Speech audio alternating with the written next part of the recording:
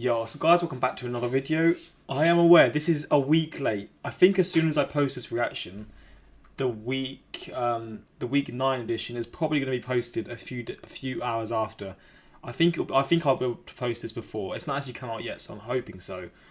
But yeah, I apologise. It's been a long time, and yeah, I've said it already. I've not really got any reasoning why. I've just not been posting my main on the second channel. But I know this is probably, I know in terms of you guys watching this is probably the most watched thing on this second channel. It might have to become a main channel thing. I'm not gonna lie, the amount of people that watch this is kind of crazy. Like, I wasn't expecting this many people to enjoy my reactions to this, but I really appreciate it, firstly. And secondly, I really love doing this, and I'm probably going to post the week 9 edition. I'm going to probably wait 1 or 2 days just so a few more people can see this. I know this isn't going to be seen by as many people because it is very late, but I'm going to do the week 9 edition as soon as possible, but I'm going to probably wait a day or two just to make sure. I'll probably do the reaction tomorrow or when it comes out, but I'll probably just wait to post it.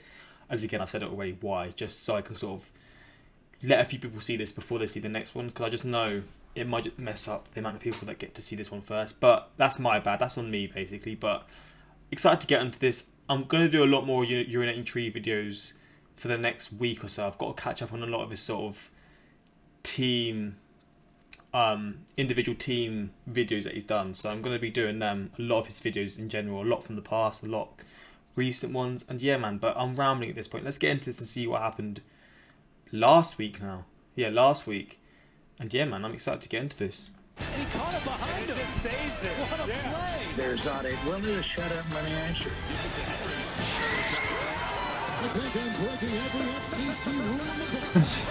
That was still crazy. That punch is wild, man. I can't believe he just punched him like that. So unprovoked. This is the Atlanta cycle. Twice. I have a fancy half-assed diagram to the side for you to follow along. First, there is the hope of the current season. Perhaps playoff and Super Bowl ambitions. Then reality smacks them like they're acting a fool. Either by choking, injuries, or both. The season is lost. The Falcons are currently here. Then, defying all logic, they go on a random winning streak to prevent any true change. Oh, wow. Perhaps a 7-9 season or so. Then Arthur Blank feels they've earned another year and nothing changes. Repeat the cycle. Atlanta prevents their entry into the tank-offs with a win. Well done, you beat an openly rebuilding team. You get all the participation trophies and ass-pats you so desire. I would personally recommend a long drive off a short pier, but sadly in-season contraction is not an option. So here's what you do. Claim you have COVID. Don't even get the disease, just say all your players got the Rona and need to forfeit the season. It's a shout, you know. Option. But actually, if they did that, they wouldn't get the money for like the TV revenue, and I feel like during these times that would be important. But it's a shout. It's a shout. They are a bye week at this point in time, especially for groups like the Kansas City Chiefs. To them, this is like facing off against an undermanned JV squad in May. Look at these comparisons and records. For the opposition. Patrick Mahomes will dissect that which they call a secondary without a sweat. The relentless march to 0-16 glory continues on for the butt fumble. Oh, Trevor wow. Lawrence cared about his NFL future. He would do everything in his power to not come here. He will die if he does. Even claiming they have COVID will not save them from a horrible fate. That's how bad it is here. Lions fans, beware. There is a trap lurking around every corner. The ultimate horror that has consumed millions throughout the years. The danger of false hope. Be on the lookout for these signs in your neighbors and friends. I've not got Rona, I swear. Long-shot rationalization. You know, the Lions actually could make the playoffs this year. Towing of the company line. Man, I think Detroit is starting to build a culture up there. Maybe Patricia is the right coach for us. Dismissal of reality. I don't care that they beat Jacksonville in a choking Atlanta. All we need is for Matt Stafford to go God mode every single game and we have a legitimate chance. Blind optimism. This Colts defense is so overrated. They're nothing. Rivers, he's done. The Lions got this shit in the bag, man. Those poor fools. The side effects of false hope include crushing disappointment, increased apathy, Look at the diarrhea, score as well. wasted generational talents, and eventual death. Don't let this ailment affect you. False hope. Not even once. The NFC North Coalition is responsible for the content of this. Fuck's sake. There must be something in the formula. I love how he's done that. Like, you know how like an ad, I mean people know, but like in adverts they always like say the positives of like their product, and then right at the end they'll have someone like say it as quick as possible and as quiet as possible the bad things or whatever, like don't sue us or whatever. And it's just, I love how he does that. The way he makes his videos is the funniest thing, man. Sean McVay's offense. I love this channel so you know much. What it could be. Brian Flores. He stuffed the Rams offense in Super Bowl 53 and it continues on here. Those Dolphins are still angry, you know. So livid that they're benching Ryan Fitzpatrick and his magical beard for Tua Tagovailoa. Incredibly risky maneuver, but it didn't seem to harm them here. Jared Goff and his offense were relentlessly annihilated by fin, tail, snout, and blowhole. There would be no mercy. By God, think of the poor children. God damn. They're televising this slaughter. The march of Miami on the poor souls who took them for granted continues on. And they're within striking distance for a playoff spot at 4-3. I figured it was a bit too early to see them do this, but this year has been trying to break me. I'll allow it. Allow me to take you on a trip to a distant past. A time when every yard gained was sacred. A place where defense was hallowed and offensive mistakes were common. A time when the autumn wind wasn't just an ancient relic of a forgotten... Fuck. Was that all the wind? Yo, the curve. Where defense was hallowed Bro, is and that... offensive Are you... mistakes were common. A time when the autumn wind wasn't just an ancient relic of a forgotten age. Did you see that, the sort of the goalposts 1975. moving like Raiders that? So march it into must be. Cleveland to try and make a statement. Their brand of football is here to stay. It's a battle of inches, a struggle in the trenches, and some rather careless mistakes with the football by the Browns in general. It's not a Baker issue, it's not a play calling issue, it's an everything issue. The whole offense played awfully against a defense not exactly known for elite play. As the wind howls, the officials will confirm it as they allegedly screw over Jarvis Landry. As the Raiders smother their opposition, the Browns confirm that even this year has its limits. Get it together, boys, you're better than this. I've seen it firsthand. The biggest issue for the Bengals this year has been in the end game. They fail to properly finish off opponents. It's honestly a big reason why they're the record that they are. Fortunately, there's good news if you live in the Cincinnati Metro. Got to see the upside of them when able to seal the deal. And it's against a top-tier squad in the Titans. Nice. The whole situation is fucked. Tennessee has an allegedly strong pass rush. The Bengals are without 4 of their starters on the O-line, yet they couldn't get any pressure on Joe Burrow. Fucking how? What the hell happened to this defense? Why are they bending to oblivion against the Bungles? After last week's serving of humble pie? You do realize the Colts are now tied with you for the division lead. What part of you don't take any opponent for granted don't you understand, Titans? You blow it, man. Classic swerve. A staple of modern Good old cinema. Adventure Time, man. When you expect one outcome, but some man who fancies himself the next Orson Welles wants to subvert your expectations. You thought it was going to be the Aaron Rodgers Yo, show? we went on a little run But there. Today we get pissed off Dalvin Cook. He's gotten his money, but he is dissatisfied Yo! with the current state of affairs. He needs to carry this team quite literally to a win. The Green Bay defense's ingredients are merely saltiness and vinegar to give them a bitter defeat. 4 This is all in the same game. Wait, touchdowns for Dalvin. 4 3 of them on the touchdowns. ground. Packers, let's talk. Why are you trying to reinforce that whole fraud narrative that you had last season? Games like this are more proof that you never really shed it. But there's always a silver lining. Green Bay has the ball with a minute left and is only down by 6. Aaron just needs to work a little magic and subverting expectations. Oh no. Now these games writers are going to think of themselves as Neil Druckmann. Revenge. Buffalo has been looking for it for almost 20 years. Time and time again they have been bullied into submission by the might of New England. But now is their chance. Now is the time to avenge their fallen brothers of the past. They are Where is Buffalo? I swear it's like... It's north somewhere, isn't it? I think it is. I might be wrong with that. Where even is Buffalo?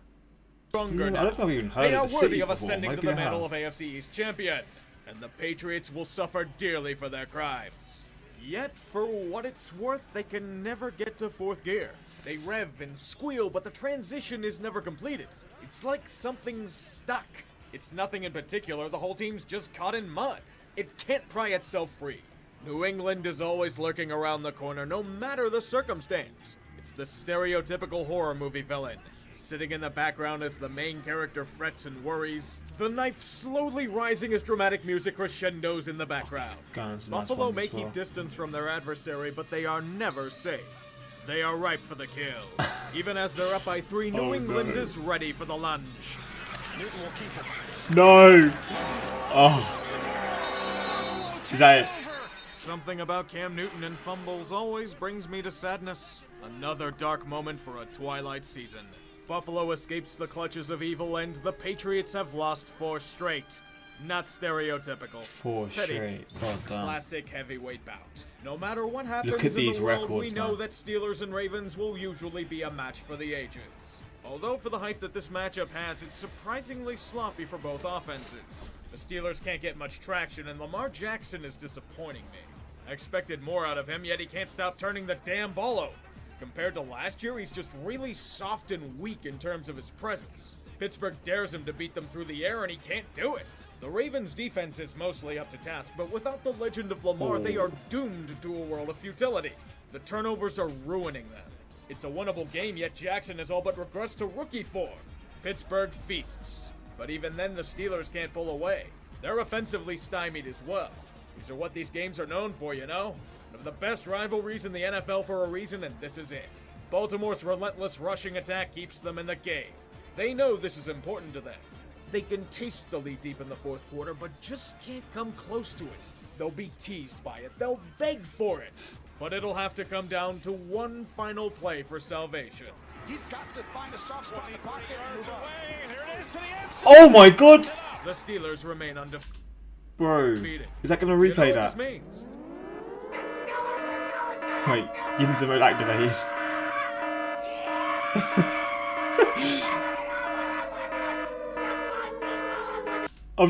We're all fucked. The Seahawks aren't exactly known for blowout. That was a wins, but massive this game collision, was though. Probably as close as you're going to get to one. Seattle dominated San Francisco's defense through the air. Russell Wilson was cooking. DK Metcalf was blazing. The blitzkrieg of the Niners stronghold was that. on. Jimmy Jesus could not save San Fran from this gruesome and frightfully delicious fate. Neither could he save himself or George Kittle from the 40 lashes of the injury bug. wow. After a rather avoidable loss last week, Seattle bounces back in a convincing manner. It is technically against a battered foe, and San Francisco tried their hardest to make it a game in the fourth quarter, but they found a way to pull through again. They still can't make it easy on their fan base, can they? At least something's consistent on this team. The only comparable is how destroyed the Niners are in terms of injuries. Good God. How many players is that? 4, 5, 6, 7, 8, 9, 10, 11, 12, 13, 14, 15, 16 players. Bro, see, obviously, I guess there's never usually this many when, like, it's a normal season without, like, the virus stuff going on. But are these, maybe not to this level, but are injuries, like, just always, like, quite a big sort of thing when it comes to American football? Like, again, not to this level, but just even, like, half of this, like, 8 people being out for an individual team seems crazy, but I guess the squads that they have, or the rosters that they have, are so big. But still, 16 is crazy. 16 out. God, did a typhoon go through Santa Clara? Man. The Chargers have been the dark horse That is candidate wild. for the choke-off championship. Atlanta may get all the notoriety, but the former San Diego has been blowing games with brutally efficient fashion. Back-to-back blown 17-point leads are merely icing on the cake for these boys. Perhaps this week will be different. Justin Herbert is still balling and near single-handedly carrying this team to some shred of relevance. Denver is struggling to gain traction. A few brave souls are even calling for Drew Lock to be benched. LA's redheaded stepchild is a 21-point lead on the Broncos in the third quarter. I know we've seen this movie before. They amass a colossal lead only to blow it in painful and sometimes hilarious come on. fashion. But today, they're doing the same goddamn thing. Oh, Justin man. Herbert literally can't be Superman, you know? Perhaps he has to clone himself to play defense. And to play special teams, especially special teams. And perhaps to sabotage Are the they other gonna come quarterback back? because Drew Lock found form again. He's striking with precision. No. This is the Lock we expected out of him this season. Denver is pushing back hard. The Chargers are doing everything in their No. power to give themselves another hard-earned defeat. Oh. They only need one more play. Oh. Lock, gonna roll. And throw. If- Hey, the constant staple of their failure. Oh, Keep no. one-upping themselves in the art of blowing leads. Chargers first team in NFL history to blow 4 leads of 16 points or more in 4 straight games. 5th time in franchise history that they've blown a lead of 21 or more. Last time was 2016 versus Kansas City. Oh, the poor fans. That is pain. 4 consecutive games Wait, they blow 4 leads of 16 points or more in 4 straight. Oh my god. That is pain. Just imagine you held on to those 4. The record would be so much different. That is... Oh my days. As if it's their true calling in life. Falcons, I'd be careful if I were you. You've got company. Speaking of which, Week 14, that's the matchup of the century. The battle of the bottlers. The ultimate choke ball. Choke Must ball. watch television. Sportsball. The struggle of 2 so-called playoff contenders that only have us asking questions about their long-term sustainability. Is it a heinous offense to say that neither of these teams actually look that good? The Saints don't have much traction without a healthy Michael Thomas, and the Bears don't have much traction without an adequate play caller.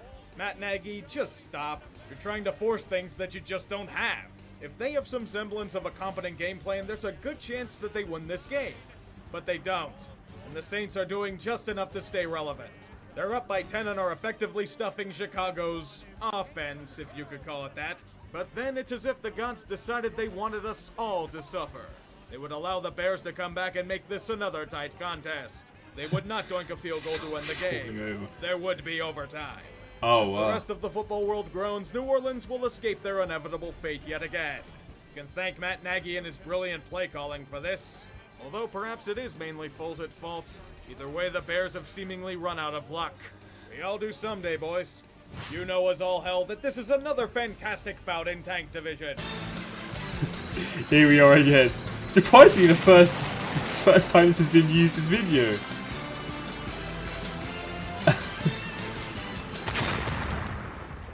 And you know damn well that such a shit show cannot be contained in this limiting venue. It needs more exposure. Much more. The plight of the Giants. A team lost at sea.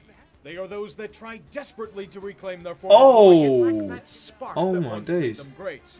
In New York's case, this mostly refers to the entire team, but I wanted to give it more of a build-up.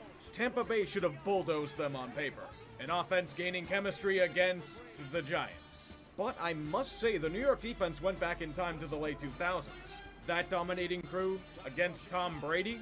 You know what happens in these situations. A hell of an effort with near-perfect scheming and containment.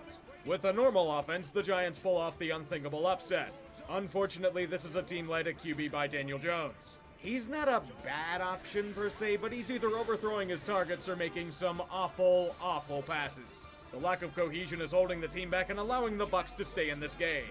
And this isn't the fault of Daniel Jones, no. This is the fault of Dave Gettleman for grossly reaching for him in the 2019 NFL Draft. It's been the issue of the Giants all season long. They're missing an element in games. Either no defense, no offense, or all of the above. Tampa now has a strong grasp of the lead, but then we see why Daniel Jones was regarded as a prospect. He's finally leading New York on a touchdown drive. The defense is being exposed. Can it be done? Can we bring back some of that old Eli magic? Jones for the end zone. Oh my God, he's going to do it, isn't he? Jones throwing for it, and it is not. It's a caught it. Oh and no. There's the Daniel Jones we saw from Oh no. A bad throw made too late allows the Bucs to slide out with an ugly win. Snatching defeat from the jaws of victory. Seems like a New York trend as of late. For today's That throw initially, though, my God. Executive decision. Excited for this as one. Of late, I've been leaving it up to a poll, but I felt this one was pretty cut and dry. Javon Wims of the Chicago Bears. Against the Saints, he was getting frustrated. Of course. His mouth guard was ripped off, and someone allegedly spit in his face. That can't fly against them. He had to keep appearances, so what does he do? I still can't get over Punch this. an opponent in the face with his helmet on. Chauncey Gardner-Johnson is just sitting there wondering what the hell is happening. We all do as well, as Mims was ejected and now must spin the wheel of discipline. I know you didn't start it, but the NFL doesn't give a shit. They just want blood.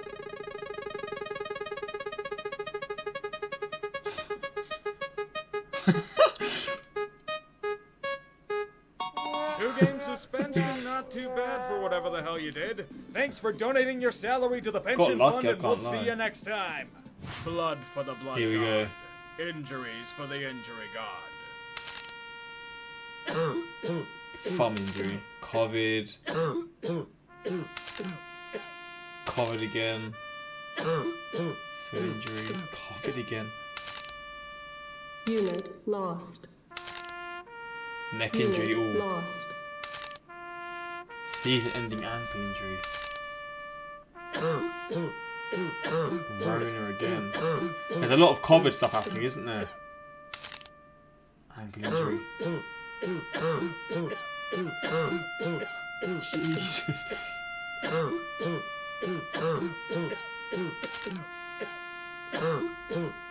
Unit lost. Jesus. Wait. Oh, okay, that's confusing. More These COVID. offerings appease the gods for another week. Amen. Amen. Jones spent 5 seasons in Dallas. Another terrific kick by Hecker. Forced Grant all the way back to the 13. And now another big return by Jakeem Grant. Still going. Grant will take it all the way. 88 Oh yards my god. for Dolphins touchdown on special teams. Bro. What the he just ran through the whole squad. What the fuck? I love his little clips here. They're always the craziest things. But Jesus, man. God damn. The only thing keeping me sane between Monday night football and Thursday night football. Everybody cares about election. And all I care about is this week of Sportsball. That's true, actually. This was happening, I think, around when the election started. I'm pretty sure. Because it was announced like 2-3 days ago, right? And it was going on for like 4 days. Because like, I guess because the population in the US is so big, it just takes a long time to like count the votes. Everybody cares about... Oh, you saw that already. Finger crossed the Cowboys versus Eagles gets the greatest game treatment. The Bills recovered that ball so quickly Cam could not back away from it. Prediction, America lolcow of the week. Edit, I forgot Javon Williams is an idiot. Nothing gives me more satisfaction in this world than hearing Tree saying bungles. Yeah, it always trips me out as well. I'm like, what the hell? The Yinza freak out was goddamn hilarious. We're going to be with the Week 9 edition very soon. And I know a lot of this stuff is outdated, so that's my bad. And a lot of these games he actually mentioned will have happened. But obviously, I haven't seen this part, so I didn't want to miss this one out. I could have done this one, then this one, and then Week 9. But I just thought I'd do this as soon as possible and just get the other one after. But I don't know. Hopefully you guys want them to enjoy anyway. I know this is not going to be... There's not going to be anywhere near as many people seeing this because of how long it's been. This has literally been a week since it was posted. And that's all on me. I genuinely apologise for that. We're going to be back with the Week 9 edition. Probably... I'm going to do it when it gets posted, which is going to be, I'm guessing, going to be later tonight or early tomorrow. And then I'll post the reaction within a day or two. I'm going to do it as soon as possible, to be honest. I'm going to try and keep up to date now with this series. Because you people seem to love it. You seem to love... Like, the views that this gets is kind of crazy. On the second channel, sometimes it gets more views than the channel has. And I'm just like, what? How is that even possible? But... I just want to thank you for that. Honestly, it really does mean a lot, and we're going to keep up with it. So hopefully you guys want them to enjoy. And yeah, until next time, like, subscribe, peace.